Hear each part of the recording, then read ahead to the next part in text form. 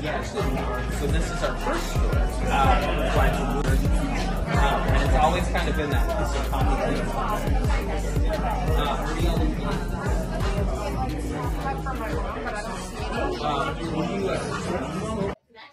Ayun mga ka-tops, yung pinakauna ng Starbucks nito ay nasa Seattle. I mean sa buong mundo ay nagsimula ay 1912. At matatagpuan mo lang ito lang yun sa may tapat ng, yeah, you like it? Yeah. Sa tapat ng public market. You like it? Let's go buy some food over there. At marami pang mapipilian dito mga tops, hindi lang yung mga famous na brand, kundi yung mga local na brand. Papakita ko sa inyo kung saan ka makakabili ng masasarap na tinapay. Alright, Shuttle Experience. Yan mga katrops, ito yung pinaka-famous na Starbucks at ang pinakauna-unahang Starbucks sa Amerika, sa Seattle Public Market. Teka lang ha, kaya mag-video lang ako doon. Oh, sige. Yan. Papakita ko sa inyo kung saan yung yan, daw lang Starbucks. Yan yung linya. Oh. Yan. See? Kauna-una Starbucks mga katrops. Grabe yung linya.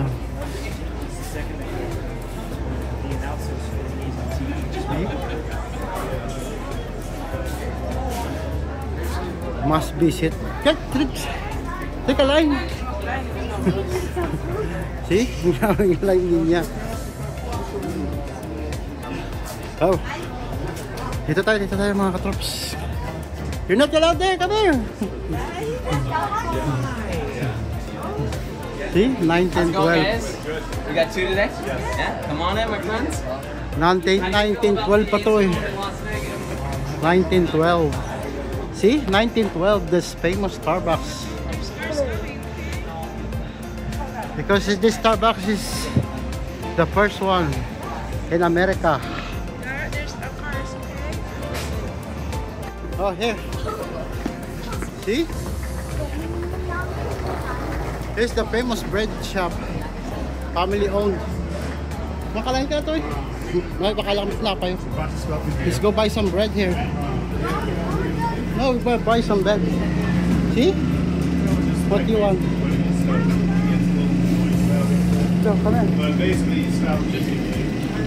famous bread shop. Which one you want, Kathleen? Oh, this one is more yummy. Can we get some 6 pop stuff? 6 pop sticks? Yeah. Yeah, that's everything. Everything 1774. Oh, see? That one didn't go. Famous pop stuff. Yeah, I do that anyway to mix it up. Ito masarap. Ito mga sa'yo. That card didn't go. No? Let's Okay. try it on this side here. Maraming pera mga tops eh. Yeah, that's fine. Nakakabili na kami ng tinapay dito sa famous bakery. Matagal na tong bakery na itong mga tops eh. No. Kathleen, no? Here's your bread. See? Let's try it. Let's try it. There we go. The first bite is for baby Kathleen. Yeah. Then we go to the Starbucks. Go. Come on. You like the bread, Kathleen?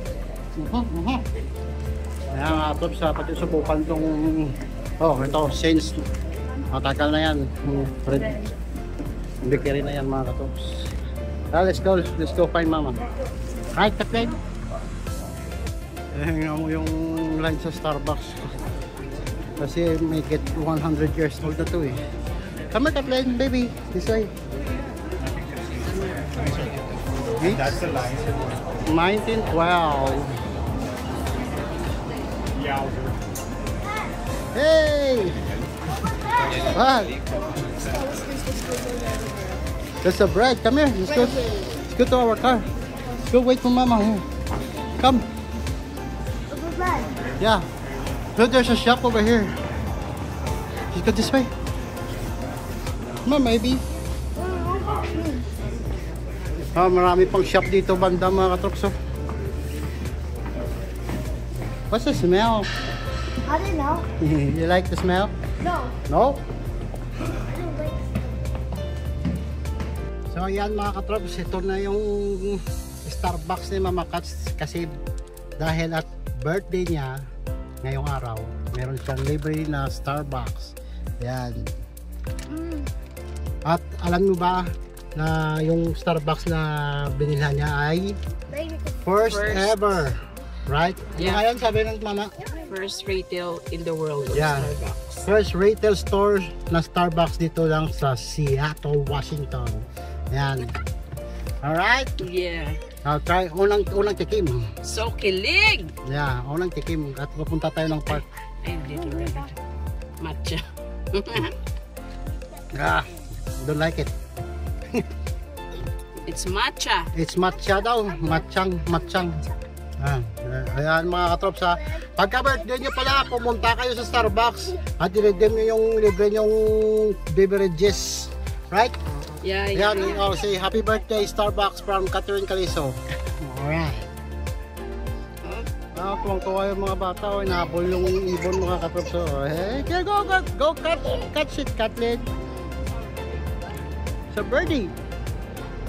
Birdie!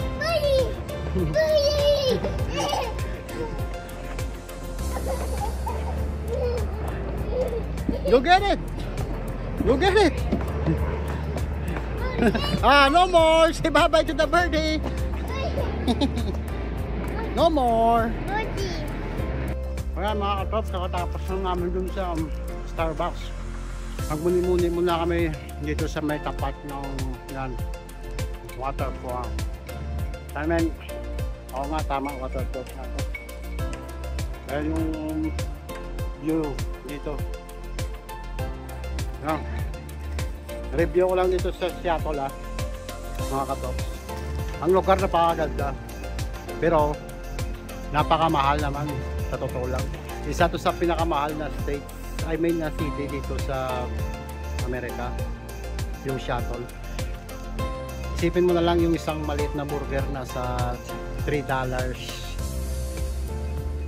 US yun na, hindi yung Canadian, so medyo mahal. Anyway, sulit naman yung bakasyon. Ang downside pati yung mga homeless dito sa downtown, lalo na dito sa may yun o, dun sa may pataas, dun sa may pagkatapos ng public market yun, sa may downtown. Parang may war zone kasi maya maya may ambulansya, mga pulis, at saka sana lang umiihi at alam mo yun, nakakadiri. Yun yung dark side ng Seattle mga katrops, yung mga homeless dito. Kasi isa to sa sa pinakamaraming homeless sa buong Amerika, yung Seattle. Kahit i-search sa Google, I think #1 yung Seattle. I see not homeless. I see a homeless here. Yeah, no, everywhere. Why did so many homeless people? Yun yung nakakalungkot What's that? sa Seattle mga katrops. Yeah, Why come here. did so many homeless here? Go find somewhere place over there, see? You go play that side. Come on, let's go play there. Come on. Yan mga katrops. Yan yung isa kong napapansin dito sa Seattle.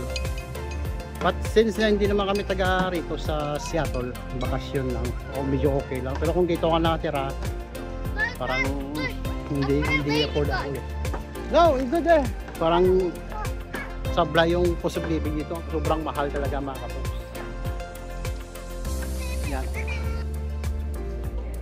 So yan mga katrops, FYI ulit itong area na to,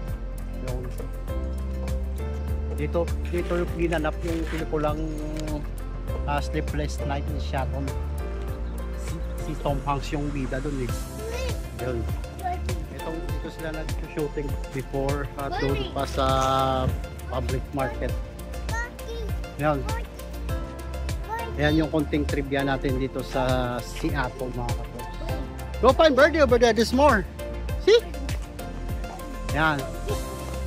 So, overall, na-review ko sa Seattle mga tops. Worth it yung bakasyon. At must visit ito.